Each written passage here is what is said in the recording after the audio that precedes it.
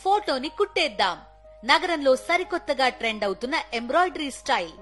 పూర్తి వివరాలకు చదవండి రేపటి సాక్షి హైదరాబాద్ ఎడిషన్. ఒక అద్భుతమైన వ్యవస్థ సార్ ఈరోజు కనుమరుగైపోయింది ఒక దెబ్బతో.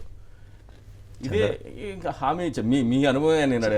చంద్రబాబు నాయుడు గారు పాపం ఆ తొందరలో పారితోషికాన్ని పారిశోధికం అన్నారు.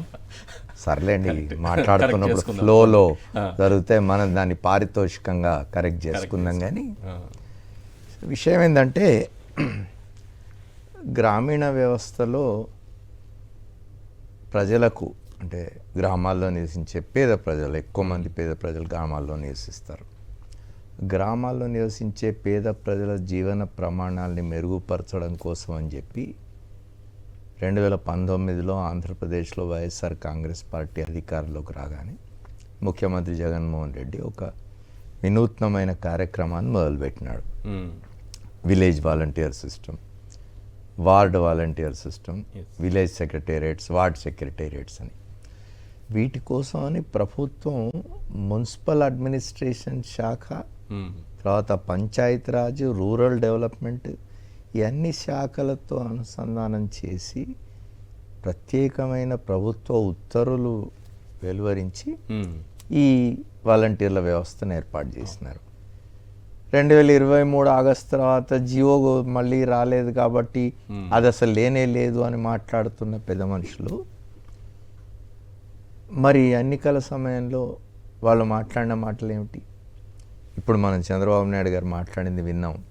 మేము దాన్ని కొనసాగిస్తాం, 5,000 10,000 చేస్తాం అని మాట్లాడినారు. మీరు ఒక్కసారి గుర్తు చేసుకోవాలి, 2014లో రాష్ట్రం విడిపోయినప్పుడు ఆంధ్రప్రదేశ్కు ఆయన ముఖ్యమంత్రి అయ్యారు చంద్రబాబు నాయుడు గారు. అప్పుడు ఎన్నికల సమయంలో చేసిన వాగ్దానం, బహుశా నేను తప్పు మాట్లాడితే కరెక్ట్ చేయవచ్చు ఎవరైనా, ఎన్నికల సమయంలో చేసిన వాగ్దానం ఏమిటంటే రైతు రుణమాఫీ. దానికి సంబంధించి మేము అధికారంలోకి రాగానే రుణాలు మాఫీ చేస్తామన్నారు. అధికారంలోకి వచ్చినాక వారు విజయవాడ సమీపంలో ఎక్కడో ప్రమాణ స్వీకారం చేస్తున్నప్పుడు సంతకాలు పెట్టిన వాటిల్లో మొట్టమొదటిది రుణమాఫీ. తర్వాత బెల్ట్ షాపులు కూడా మూసేస్తామని సంతకాలు పెట్టినారు. బెల్ట్ షాపులు సంతకాలు పెట్టడం ఏంటి? దాడి చేసి ఎత్తాలి వాటిని, కానీ దానికి సంతకాలు జీవోలు ఉండవు. ఆ సంతకం పెట్టిన దానికి స్టార్ గుర్తు పెట్టి కండిషన్ అప్లై అయిన కోటయ్య కమిటీని సరే, దానికి కోటయ్య కమిటీ వేశారు. తర్వాత ఆ కోటయ్య కమిటీ వేసిన తర్వాత దాన్ని అట్లా నీళ్లు కారుస్తూ వచ్చి చివరికి ఓ దశ వచ్చిన తర్వాత ఒక విలేకరు ఏదో రోజు పత్రికా గోష్ఠిలో అడిగితే దబాయించారు. ఎవరు చెప్పారు నీకు ఇవన్నీ చేస్తామని చెప్పి? మొత్తం రుణమాఫీ చేస్తామని ఎక్కడ చెప్పాము మేము? ఎక్కడ చూపించు, ఎక్కడ మాట్లాడుతాం? ఏమవుతున్నదంటే ఇది రాజకీయ నాయకుల్లో కొంతమందికి ఇది బాగా అలవాటు. ఏమిటంటే ఎన్నికల సమయంలో లేదా వాళ్ళకు అవసరం వచ్చినప్పుడు ఏదో ఒక మాట మాట్లాడడం, వాగ్దానాలు చేయడం, ఆ తర్వాత మేము ఎక్కడన్నాం, మేము ఎప్పుడు చెప్పాం అని మాట్లాడడం అలవాటు. అది చంద్రబాబు నాయుడు గారికి బాగా అలవాటు. 2014లో రైతుల విషయంలో ఏం చేసినారో, మొన్నటి ఎన్నికల సమయంలో విలేజ్ వాలంటీర్ వ్యవస్థకు సంబంధించి ఆయన మాట్లాడిన మాటలు, అంతకుముందు ఏం మాట్లాడినారు? ఏమిటి, ఇదో ఉద్యోగమా, గోనె సంచులు మోసే ఉద్యోగం, అయినా వీళ్ళు పోయి ఇళ్లల్లో మగవాళ్ళు లేనప్పుడు పోయి తలుపులు కొట్టి ఆడవాళ్ళని వేధిస్తున్నారు, ఇట్లాంటి మాటలని మాట్లాడాడు. ఎన్నికల దగ్గర పడేసరికి వాలంటీర్లు ఎక్కడ నష్టం చేస్తారో ఏమో అని చెప్పి వాళ్ళని బుట్టలు వేయడం కోసం అని చెప్పి లేదు మేము వ్యవస్థను కొనసాగిస్తాం, 5,000 నుంచి 10,000 చేస్తాం అని చెప్పినారు. జగన్మోహన్ రెడ్డి కూడా ఇట్లాంటి రాజకీయాలు నేర్చుకోవాలేమో. ఎందుకంటే ఆయన ముక్కుసూటిగా పోతున్నాడు. ఆయన చెప్తున్నాడు నేను ఇది చేయలేను, నష్టం జరిగింది ఆయనకు. 2014లో కూడా జరిగింది. నేను ఇది చేయలేను అన్నది 2014లో ఆయన సారీ ఇది మన వల్ల కాదు, ఇది మనం చేయలేము అని చేయలేదు కదా, ఈయన అలాగా హామీ అయిపోయేది కదా. అదే అంటున్నాను నేను, ఈయన కూడా రాజకీయాలు నేర్చుకోవాలి, ఈ రాజకీయాలు నేర్చుకోవాలని. జగన్మోహన్ రెడ్డి ఏమనుకుంటున్నాడంటే మనం మంచి రాజకీయాలు చేద్దాం, ఇప్పుడన్నా దీన్ని ప్రవేశపెడదాం, ఇప్పుడన్నా ఈ మంచి రాజకీయాల్ని ముందుకు తీసుకుపోదాం అనే ఒక ఆలోచనతో ఆయన ఏ ఏ వర్గాలకైతే ఇప్పటివరకు న్యాయం అందలేదో, ఏ వర్గాలకైతే వాళ్ళకి రావాల్సిన ఇవి అందడం లేదో వాళ్ళ వైపు చూద్దాం, వాళ్ళ గురించి ఆలోచిద్దాం అన్నందుకు ఇవాళ జగన్మోహన్ రెడ్డి గారికి ఈ పరిస్థితి పట్టించినారు వాళ్ళు. నేనేమంటున్నానంటే చంద్రబాబు నాయుడు గారైనా ఎన్డీఏ కూటమైనా ఆలోచించుకోవాల్సింది ఏమిటి అని అంటే, ఇంకో 4 ఏళ్ళు అయిన తర్వాతనో 4.5 ఏళ్ల తర్వాతనో మళ్ళీ ఎన్నికలు వస్తాయి. అవును, అసలు ఇంకా ముందే వస్తాయేమో. ఎల్లుండి మీకు మహారాష్ట్ర, జార్ఖండ్ ఫలితాలు కనుక ఎన్డీఏకి అనుకూలంగా వెళ్ళినట్టయితే త్వరలో రాజకీయాల్లో చాలా మార్పులు వచ్చే అవకాశం ఉన్నది.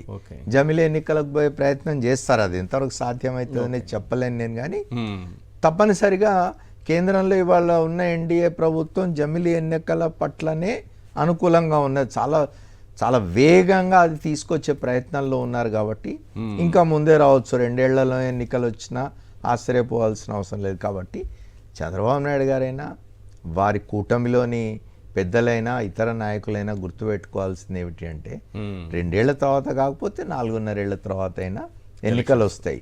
ఇవాళ మీరు ఏ హామీలైతే ఇచ్చి ఏ వర్గాల్ని మీరు ఆ హామీలు అమలు చేయకుండా వాళ్ళు బాధపడేట్టు చేసినారో, వాళ్ళని ఇబ్బంది పెట్టినారో, వాళ్ళు రేపు ఎట్లాగూ ఉంటారు కదా, వాళ్ళు ఎక్కడికి పోరు. 2024 ఎన్నికల్లో విదేశాల నుంచి విమానాల్లో వచ్చి ఓట్లేసి వెళ్ళిపోయిన వాళ్ళలా కాదు కదా. వీళ్ళంతా ఇక్కడ ఉండేవాళ్ళు. విలేజ్ వాలంటీర్స్ కానీ, వార్డ్ వాలంటీర్స్ కానీ, విలేజ్ సెక్రటరియట్స్లో పనిచేసే వాళ్ళు కానీ, వీళ్ళంతా ఇక్కడ ఉండే స్థానికులు కదా. వాళ్ళు ఇవన్నీ గుర్తుపెట్టుకొని ఉంటారు కదా. రెండో విషయం ఏంటంటే విలేజ్ సెక్రటేరియట్ సిస్టమ్ అనేది 2019లో రాష్ట్ర ప్రభుత్వం దాన్ని అమలు చేయడం మొదలుపెట్టినప్పటి నుంచి, దాన్ని ఇంట్రడ్యూస్ చేసినప్పటి నుంచి, ప్రవేశపెట్టినప్పటి నుంచి పలు ఇతర రాష్ట్రాలు, వేరే దేశాల వాళ్ళు కూడా వచ్చి ఇది భారతదేశంలో మొదటిసారి ఇట్లాంటి వ్యవస్థను పెట్టడం అనేది. గతంలో చంద్రబాబు నాయుడు గారు చాలా సీనియర్ రాజకీయాల్లో. ఆయన 46-47 ఏళ్ళ, ఇప్పటికి ఇంకా అందరు 40 ఇయర్స్ అంటుంటారు కానీ కాదు, దాటిపోయింది. 46-47 ఇయర్స్ ఎక్స్పీరియన్స్ వారిది. వారు ముఖ్యమంత్రిగా ఉన్న కాలంలో జన్మభూమి అని చెప్పి ఒక కార్యక్రమం తీసుకొని, కొరియన్ మోడల్ అది, సెమోల్ అండాంగ్ అని ఒక ప్రోగ్రామ్ కొరియాలో, ఆ కొరియన్ ప్రోగ్రామ్ సెమోల్ అండాంగ్ను వీరు యాజ్ ఇట్ ఈస్గా తీసుకొని ఇక్కడ జన్మభూమి అనే ఒక కార్యక్రమం మొదలుపెట్టి, ఆ తర్వాత కాలంలో జన్మభూమి కమిటీలు వేస్తే ఆ కమిటీలు ఏం చేసినాయి, చివరికి ఆ కమిటీలు చేసిన దాష్టికాల కారణంగానే చంద్రబాబు నాయుడు గారు అధికారం కోల్పోయిన విషయం కూడా వారికి తెలుసు. కాబట్టి అనుభవాల నుంచి నేర్చుకుంటే మంచిది. ఆయన ఇంకా అందరికంటే ఎక్కువ అనుభవజ్ఞుడు కాబట్టి ఆయన ఇంకా ఎక్కువ నేర్చుకోవాల్సిన అవసరం ఉంటుంది. ఇంకా నేర్చుకుని ఉంటారు, ఇంకా ఎక్కువ తెలుసుకుని ఉంటారు అని అనుకుంటాం మనం, కానీ అట్లాంటిది ఏం ఉన్నట్టు లేదు. ఆయనే మారినట్టు లేదు. ఆయన చెప్పినాడు నేను మారుతున్నాను, నేను 95 నాటి నేను మారిన మనిషిని, నేను ఇప్పుడు మారిపోతున్నాను, మళ్ళీ పాత చంద్రబాబును చూస్తారు, ఇట్లాంటి మాటలు 100 సార్లు అని ఉంటాడు. అయినా అదే పరిస్థితి ఉన్నది. రైట్.